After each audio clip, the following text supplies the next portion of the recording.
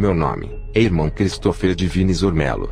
Eu sou um menino de 15 anos, e um membro da igreja de Pentecostes em Ziope, no distrito de Agotime Ziope, da região de Volta de Gana. Abaixo está uma revelação que o Senhor Jesus Cristo me deu.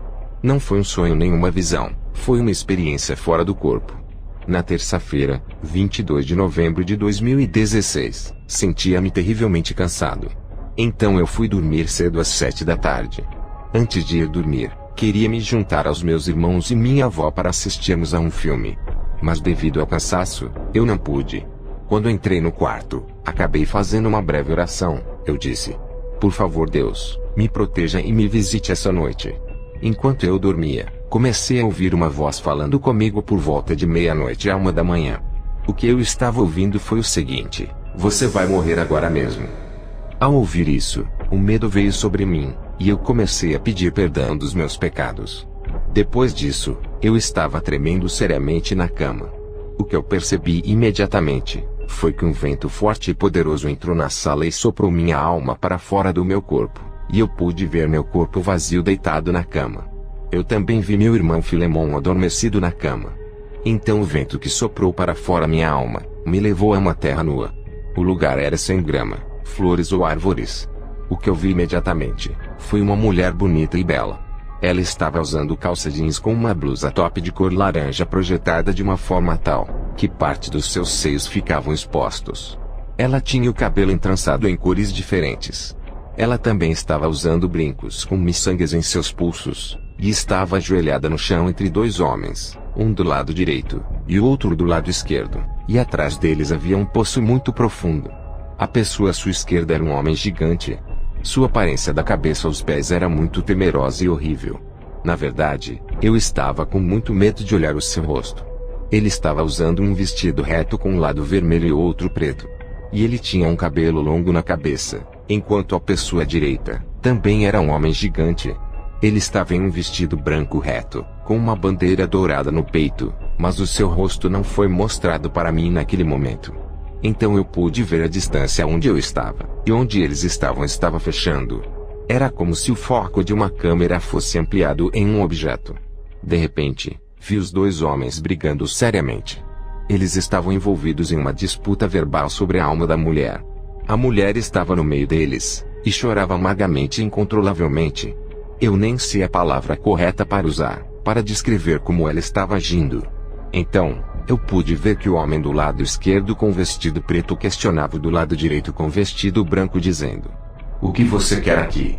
O homem de vestido branco respondeu e lhe disse: estou aqui para levar a minha serva para casa. O homem do vestido preto respondeu e disse: ela também é minha serva. Então o homem do vestido branco respondeu: por que você também está reivindicando a propriedade sobre a alma desta mulher?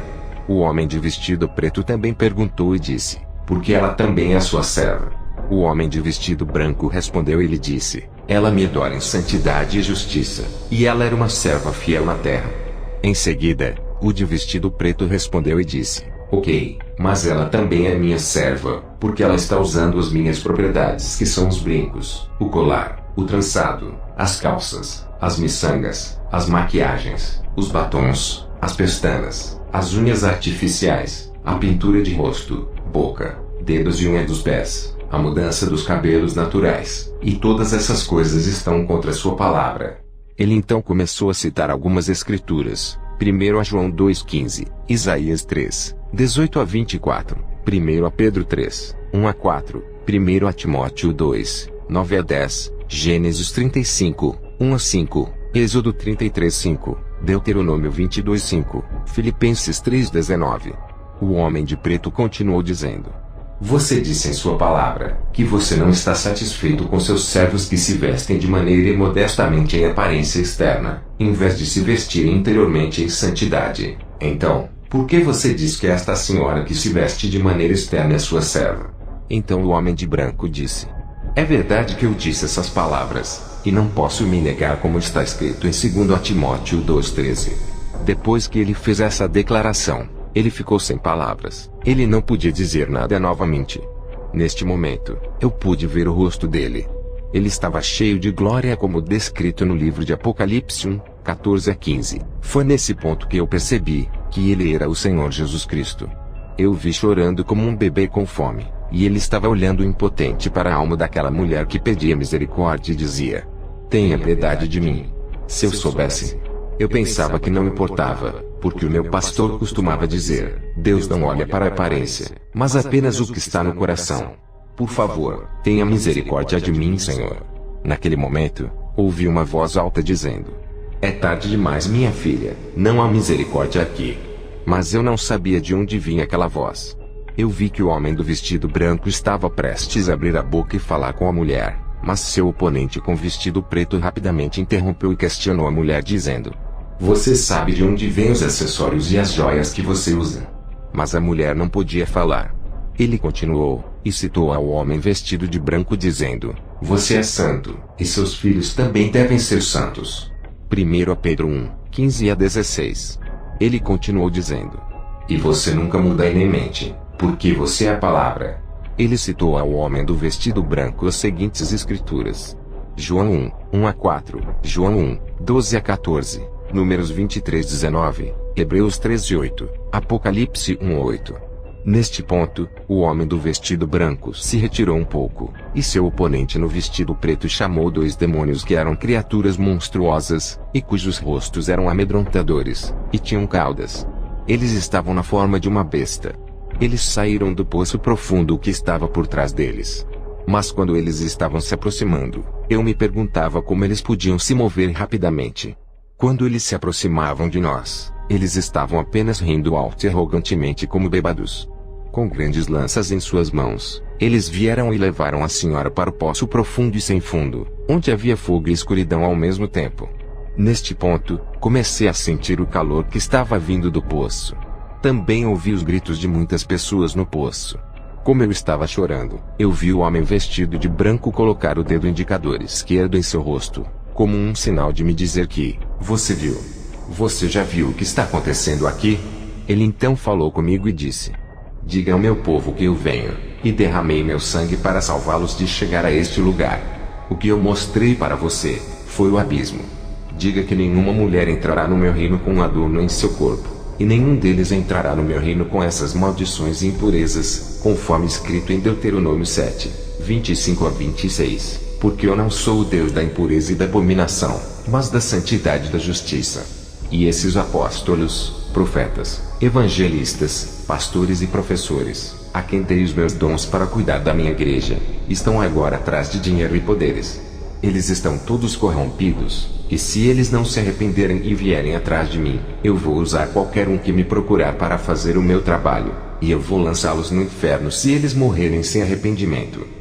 Isaías 5:20. Ai dos que ao mal chamam o bem, e ao bem mal, que fazem das trevas luz, e da luz trevas, e fazem do amargo doce, e do doce amargo. O Senhor continuou e disse: vai e diga a eles o que você viu. Muitos duvidarão de você, mas as minhas ovelhas vão te ouvir quando lhes disseres. E se eles não acreditarem em você, não desista, mas continue a fazer o que ordenei, porque eu estou com você. Ele disse novamente: eu estarei com você, não temas. E ele citou Lucas 12, 4 a 5. Neste ponto, eu queria fazer-lhe uma pergunta, mas como eu ainda estava chorando, eu não podia.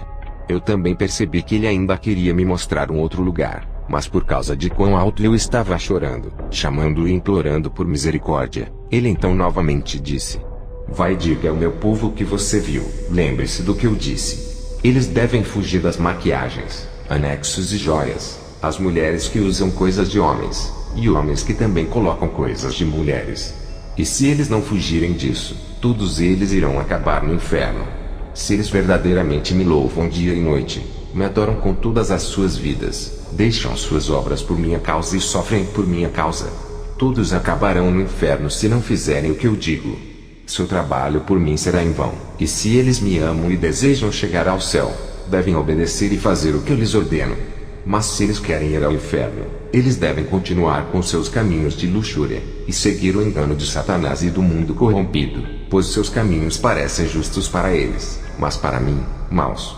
Colossenses 2:8, Filipenses 2:15, Provérbios 21:2. Ele também mandou uma mensagem para a igreja e os ministros dizendo: diga aos líderes da igreja e aos ministros do evangelho: para não acomodarem os seguintes trabalhadores na minha igreja: vendedores de álcool e fabricantes.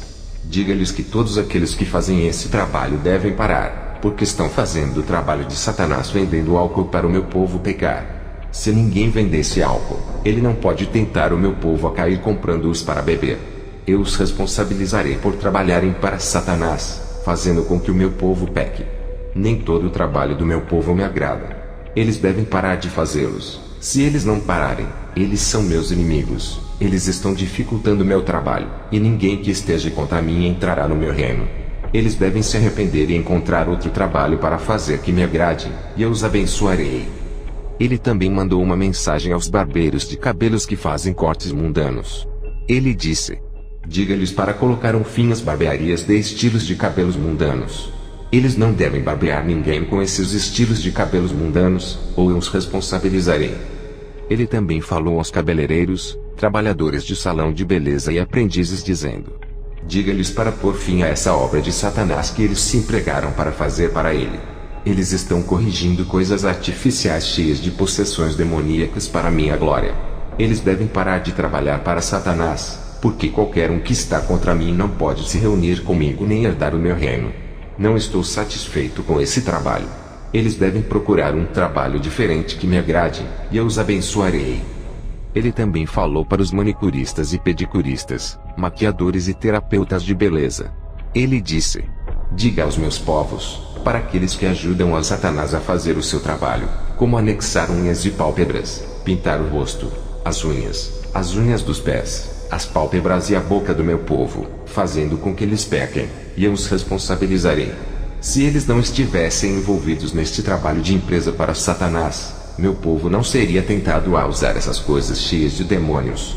Eles devem se arrepender e encontrar outro trabalho para fazer o que me agrada, e ficarei satisfeito com seus dízimos e abençoarei o seu trabalho. Ele também falou para aqueles que fazem tatuagens em pessoas. Ele disse: diga a essas pessoas que fazem tatuagens de escultura em seus corpos que é o meu templo, para pararem, porque foi introduzido por Satanás para capturar meu povo, e enviá-los para o inferno. Diga-lhes para pararem com isso agora. Depois que ele falou tudo isso comigo, eu vi desaparecer. Imediatamente após a sua partida, o homem do vestido preto começou a se mover em minha direção com uma lança temível e gigantesca. Estou certo de que a lança não pode ser encontrada aqui na terra. A lança estava meio avermelhada e meio preta como o vestido que ele usava. Quando ele estava se aproximando, ele começou a me advertir severamente com a lança. Ele ordenou e me ameaçou para não contar o que o homem do vestido branco me disse. Foi nesse ponto que eu soube que ele era Satanás. Enquanto ele estava se aproximando de mim, eu comecei a gritar alto com a minha voz. Enquanto ele estava vindo, os demônios também o estavam seguindo. Um pensamento veio à minha mente, e eu resolvi perguntar-lhe sobre o meu colega de classe, do Ernest, que morreu em julho de 2016. Ele respondeu e disse: se esqueça dele.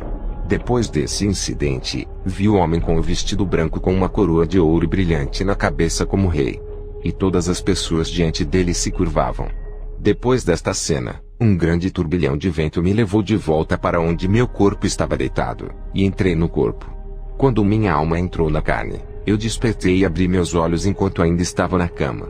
Depois de um tempo, sentei-me e comecei a duvidar do que havia sido me revelado. Então comecei a considerar toda a experiência, e presumi provavelmente de que era Satanás quem queria me enganar com as revelações.